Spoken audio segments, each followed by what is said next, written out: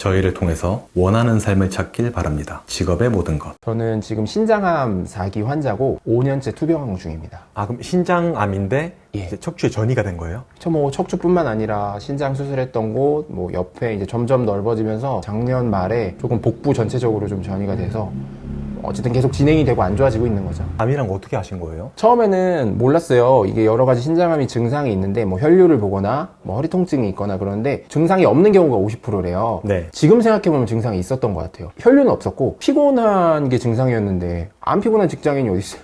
그렇죠. 그 당시에 제가 네. 제약 영업 할 때였는데 운전을 좀 많이 하는 지역이었어요. 그래서 하루에 한 350에서 500km 정도 운전을 할 때라 그냥 허리가 아픈 게 오래 앉아 있어서 허리가 아픈 건 줄 알았던 거죠. 근데 이제 제가 그때 제약 영업하고 있었으니까 의사 선생님들이 여러분이 계실 거 아니에요. 근데 좀 인간적으로 친했던 의사 선생님들이 이제 좀 말라가고 얼굴이 안 좋아 보이니까 어디가 좀 아픈 것 같은데 그래서 허리가 좀 아파서 달리기 하고 있다. 괜찮아질 거다. 저는 하루에 10시간씩 운전하니까 그것 컨디션이 떨어진 줄 알았죠. 이제 운동을 너무 안 하니까. 그래서 달리기 열심히 하고 그래서 괜찮아질 줄 알았는데 어느 순간 살이 좀 너무 많이 빠지고 이제 막 시계가 커지고 구두가 커질 정도로 살이 빠졌거든요. 네. 갑자기 마지막 달에 한 달 정도? 한 달에 한 15kg, 20kg 빠진 것 같아요. 그냥 가만히 있다가 살이 빠지신 거예요? 뭐 저는 그게 제가 운동을 해서 빠진 줄 알았죠. 그랬는데 어느 순간 배가 고파서 이제 밥을 먹으러 갔는데 한 숟갈도 못 먹고 다 버렸어요. 육개장을 시켰는데 빨간 육개장을 보는 순간 이게 숟가락을 못 들겠는 거예요. 이제 이모한테는 음식 문제가 아니라 내 몸이 이상한 것 같다고 하고 그러고 나서 이제 그날 만나야 되는 의사 선생님 만나러 갔는데 의사 선생님이 그분이 막 촉진도 많이 해줬었어요. 근데 제가 이런 일이 있었다고 얘기하니까 너 이번 주까지 CT 안 찍으면 다신 나 볼 생각 하지 마라 이러시는 거예요. 선생님은 그 전부터 제가 되게 걱정됐나 봐요. 점점 말라가고 피곤해 하니까. 근데 이제 선생님이 그러면서 젊은 친구가 이렇게 뭔가 살이 빠지고 이럴 때는 3가지 이유가 있는데 첫 번째는 뭐 갑상선, 그 다음에 두 번째는 당뇨, 세 번째는 암인데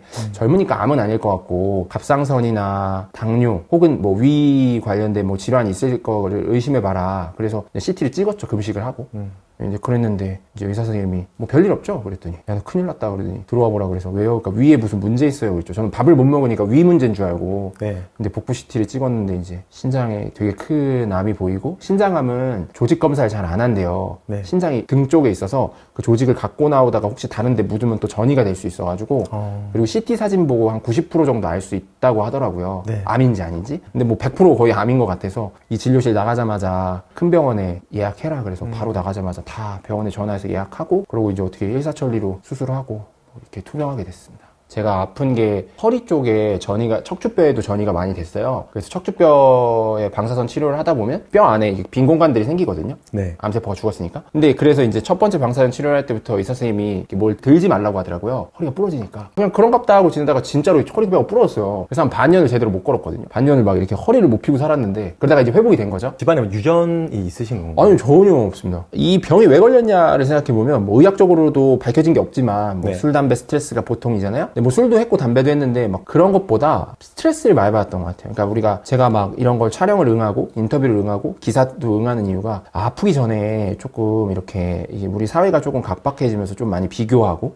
자신의 포지션에 대해서 막 생각을 많이 하잖아요. 그렇죠. 뭐 100년 살까 말까? 그것도 보장된 것도 아니고 10년 만년 살 것처럼 고민하니까 스트레스를 너무 많이 받았던 것 같아요. 특히 경제적인 부분에서. 원래는 되게 재밌는 일, 좋아하는 걸 위주로 직업을 골랐다가 이제 점점 돈이 벌고 싶고 또 결혼도 하고 싶고 그러니까 조금 수익이 많이 날 수 있는 게 뭐가 있을까 해서 이제 점점 그런 식으로 이직을 했던 거였거든요. 그런 부분이 저한테 조금 스트레스였나 봐요. 그래서 혹시나 아프기 전에 제 마음을 좀 공유를 해서 다른 분들이 조금 느껴서 스트레스를 덜 받으면 좋겠다는 마음에 이렇게 막 사진도 찍고 뭐도 하는 거거든요. 그래서 얼마를 벌고 싶었어요, 그때? 1000만 원을 벌고 싶었어요. 1000만 원. 비교를 했다고 했잖아요. 예. 어떤 걸 보고 누구랑 비교를 한 건가요? 주변에 이제 뭐 학교를 졸업한 친구들이나 아니면 같은 뭐 어떤 바운더리에 있던 친구들이 좋은 회사도 가고 아니면 뭐 자영업을 해서 잘 되거나 그랬을 때 이제 왜 나는 그렇게 못했을까라는 것 때문에 좀 그랬던 것 같고 어쨌든 다 저보다는 수익이 많이 벌고 했던 거를 좀 많이 질투했던 것 같습니다. 암에 걸리고 나서 가치관의 변화가 좀 생기셨나요? 많이 생겼죠. 아직도 당연히 돈을 안 벌면 안 된다고 생각하고 제가 이렇게 옮겨서 뭔가를 하는 이유도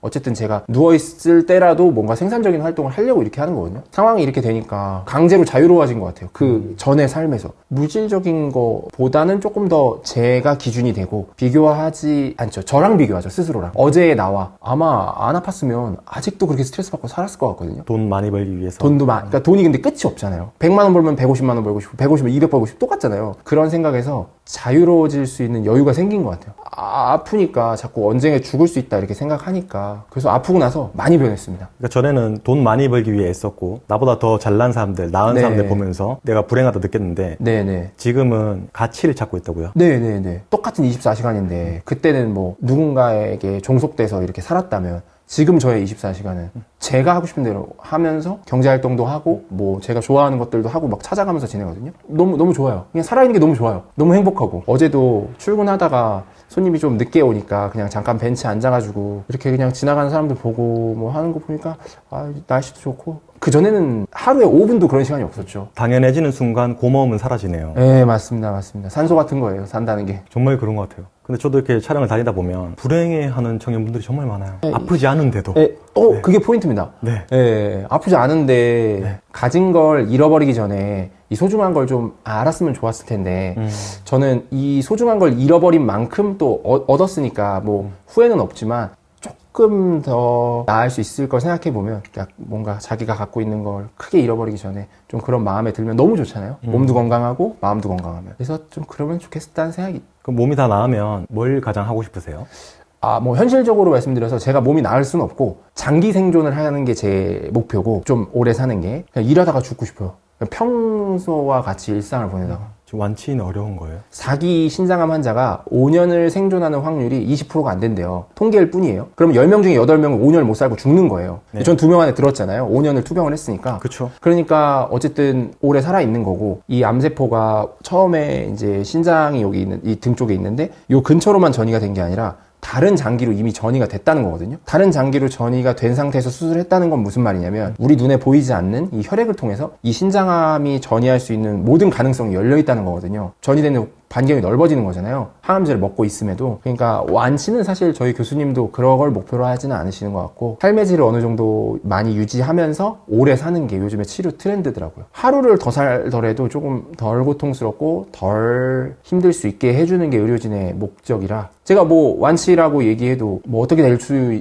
모르는 거니까요. 신장을 다 덜어낸 거예요? 왼쪽 신장은 없습니다. 다행히 남은 한쪽이 건강해서 뭐 음식을 가리거나 이러진 않아서 가끔 보면은 이제 진료실 앞에서 대기하면 이제 병원에 처음 오신 분들 되게 많이 불안해하시고 의사가 모른다는 게 말이 되냐 이렇게 얘기하신단 말이에요. 그쵸. 근데 의사가 모를 수 있습니다. 이 암이라는 게 어떻게 될지 모르는 거거든요. 저도 제가 이렇게까지 살아있을지도 몰랐고 그래서 제가 어떤 말씀을 드리냐면 처음에 그 아산병원에 수술했다 그랬잖아요. 그 교수님이 학회가 있어서 좀 예정보다 늦게 보게 됐어요. 근데 교수님이 제가 진료실에 들어갔는데 벌떡 일어나시는 거예요. 네. 야, 너 죽어서 안 온 줄 알았다 이러시는 거예요. 네. 수술은 너무 잘 됐지만 그분도 불안하신 거잖아요. 저를 원래 봐야 되는 날보다 좀 늦게 만나니까 제가 죽어서 안 온 줄 알았대요. 그러니까 이게 어떻게 될지 모르는 거예요. 의사 선생님들도 확률상 이렇게 치료를 하면 낫다고 보여지고 연구하고 해서 저희한테 적용을 해주시는 거지 환자분 이렇게 하면 무조건 낫습니다는 사실 없어요. 또 의사의 말 한마디 한마디가 어우, 환자 그럼요. 입장에서는 정말 예, 그럼요. 청천벽력일 수 있는 네, 거잖아요. 네. 저는 제가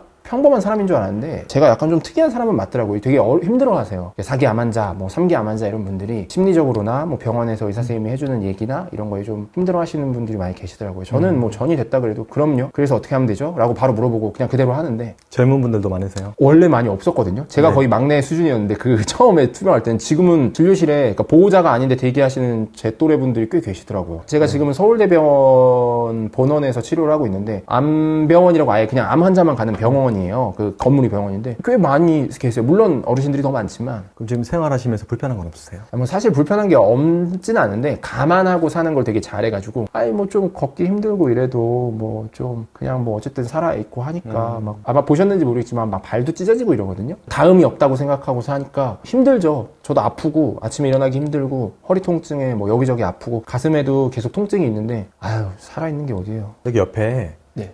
저기 그 월세로 사는 삶? 저거는 네. 뭐예요? 저게 제가 약간 사는 모토 같은 건데 네.